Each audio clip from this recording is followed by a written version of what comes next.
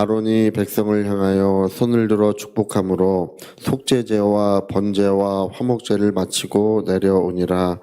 모세와 아론이 회막에 들어갔다가 나와서 백성에게 축복하며 여호와의 영광이 온 백성에게 나타나며 불이 여호와 앞에서 나와 제단 위에 번제물과 기름을 사른지라.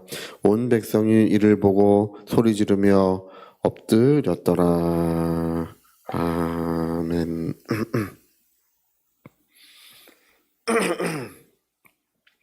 네, 우리 하나님이 함께 하신다는 것, 네, 그것보다 우리에게 더 값진 것이 또 있을까 싶습니다. 우리 예수라고 하는 이름, 우리 마태복음에 보면 잘 나오죠. 그 이름을 예수라 하라. 예. 그 예수라고 하는 이름은 그 아버지인 요셉이 지어준 이름이 아니에요. 하나님께서 그 이름을 예수라 하라. 이는 그가 자기 백성을 저희 죄에서 구원할 구원의 이름이기도 하고, 그 이름은 임마누엘이라고 했습니다. 하나님이 우리와 함께 하시는 것이라고 했습니다.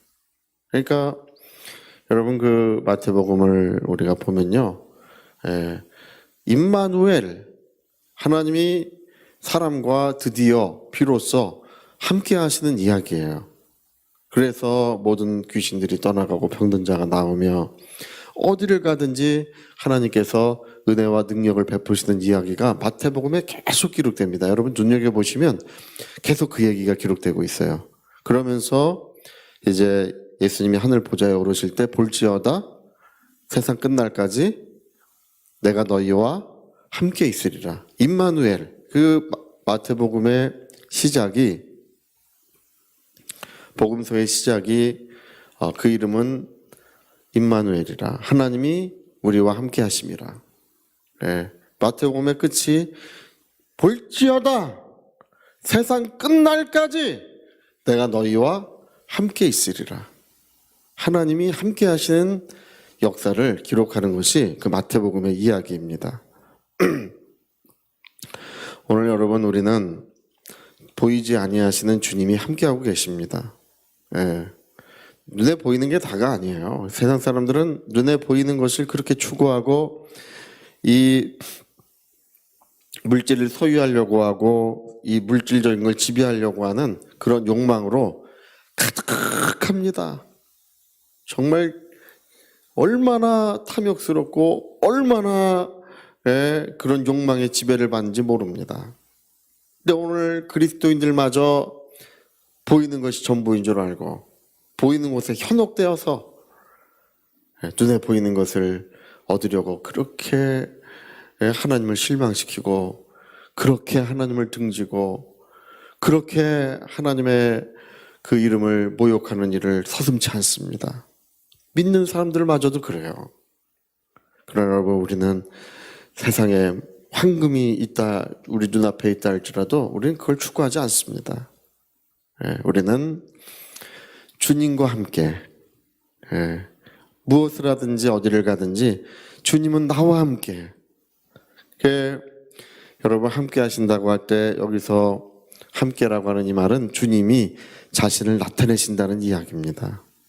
주님이 오늘도 우리의 여정의 삶의 여정에 예수께서 자기를 나타내 주시고 그 귀한 음성을 들려주시고 오늘도 그의 영광으로 우리를 충만하게 하실 줄로 믿습니다. 오늘 여기 레위기를 보니까 성막이 지어지고, 하나님이, 성막이라고 하는 것 자체가 하나님의 집이란 뜻이에요. 우리 다 자기 사는 집이 있으신데 다 집에 살지 않습니까? 모든 여우도 굴이 있고 공중나는 새도 거처가 있다고 하시는 것처럼 세상의 모든 것들이 집에 살아요. 자기 집이 있어요. 하나님도 이 세상에 자기 집을 지으신 것이 그게 성전이에요. 그래서 하나님은 어디 계시냐 물어보면 하나님은 그 성전에 계시도다. 비로소 하나님이 자기 백성 가운데 이제 성막을 지으시고 그 성막에 임재하셨습니다. 그 백성과 함께 하십니다. 근데 함께 하신다고 해서 그가 자기 영광을 나타내신다는 의미는 아니에요. 함께 하신다고 해서 그가 자기를 보이신다는 뜻이 아니에요. 오늘 여기 보면 하나님의 영광이 어떻게 하면 나타나는지 주가 어떻게 하면 우리에게 역사를 시작하시고 큰 능력을 나타내시는지를 오늘 그걸 보여주는 거야. 이 구절이. 예. 여러분, 자기 영혼이 병들어 있으면 소용없습니다. 예. 신앙생활 열심히 해도 자기 영혼 병들어 있으면 소용없습니다. 예. 내가 아무리 힘쓰고 애쓰고 노력해도요, 자기 영혼 병들어 있으면 소용없습니다. 예. 안 되는 거예요. 그거 가지고는. 우리는 십자가의 은혜로 되는 것입니다. 네, 오늘 여기 번제와 화목제와 속죄제 이 세 가지 제사를 하나님 앞에 드렸더니 하나님의 영광이 나타나시더라. 네, 여러분 우리 주 예수 그리스도 십자가의 은혜가 십자가의 보혈의 사랑이 우리가 그것으로 우리 영혼이 치유를 받고 깨끗함을 받아야 됩니다. 할렐루야. 영혼의 깨끗함을 받아야 됩니다. 예?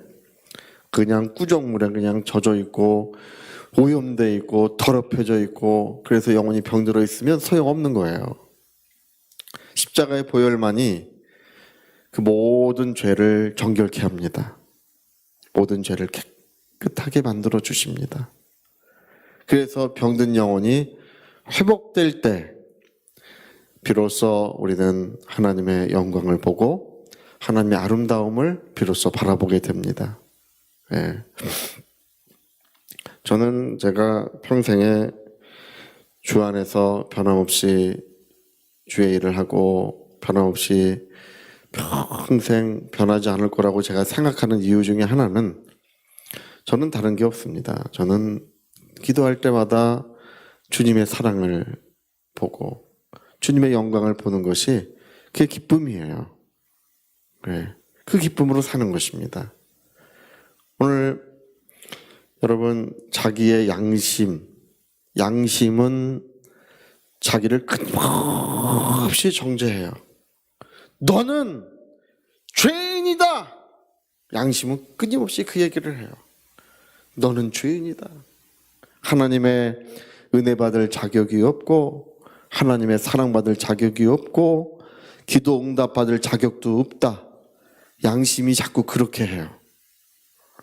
예, 여러분 자기 양심의 소리 들으면 그게 참 좋은 것 같고 자기 양심의 소리 들으면 그게 은혜로운 것 같죠? 그게 아니라 우리는 주의 음성 들어야 됩니다. 내가 십자가에서 너희의 모든 죄를 대속했노라. 예, 모든 죄를 깨끗하게 했노라고 하시는, 그래서 사람이 자기 양심 의지하지 말고 주의 보혈을 의지해야 됩니다. 자기 양심에 정죄받지 않고 보혈로 자유를 얻어야 됩니다. 그래야 오늘 하나님의 영광이 나타나시는 거예요. 네. 어떤 사람들은 그 얘기합니다. 목사님 저도 하나님의 역사를 경험하고 싶은데 어떻게 해야 됩니까? 우리 해도 안 됩니다. 어떤 사람은 40일 금식을 2번이나 하고도 안 돼요. 하나님이 안 쓰시는 사람이 있습니다. 그게 왜 그러냐 하면 40일 금식 2번 하는 그게 문제야. 제가 볼 때는 40일 금식 2번 왜 했습니까?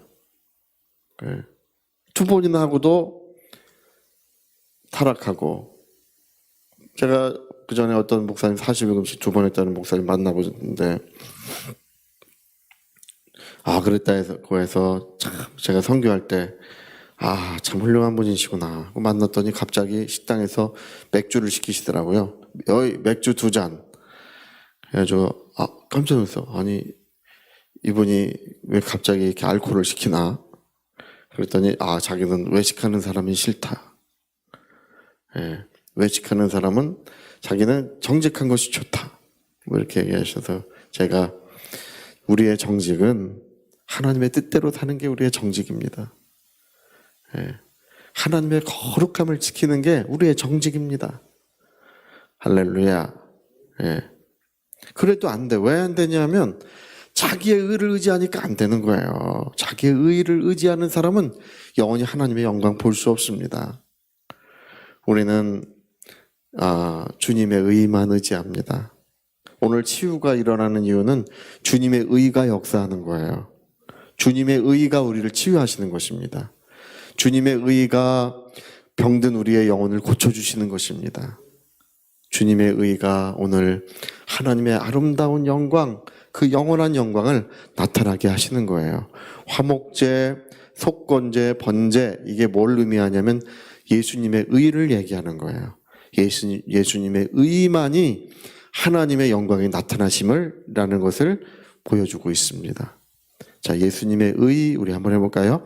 예수님의 의, 십자가의 보혈을 의미하는 거죠. 예수님의 의가 오늘 우리 가운데 역사하고 계십니다. 그래서 우리는 오늘도 하나님의 영광 보시고 내가 함께하리라. 세상 끝날까지 내가 나를 나타내고 내 사랑을 나타내고 내 능력을 나타내고 나의 영광을 항상 나타내 줄 것이라고 하시는 임마누엘의 은혜가 오늘도 이루어지시기를 예수 이름으로 축복합니다. 자, 우리 같이 한번 기도하시겠습니다. 겉으로는 거룩하고 겉으로는 선하지만 영혼이 병들어 있으면 소용없습니다. 영혼이 병들면 안 되는 거예요. 네. 자기 영혼이 병드는 이유는 다른 이유가 없습니다. 네. 바로 그리스도의 보혈의 사랑, 보혈의 은혜가 온전히 역사하도록 해야 됩니다.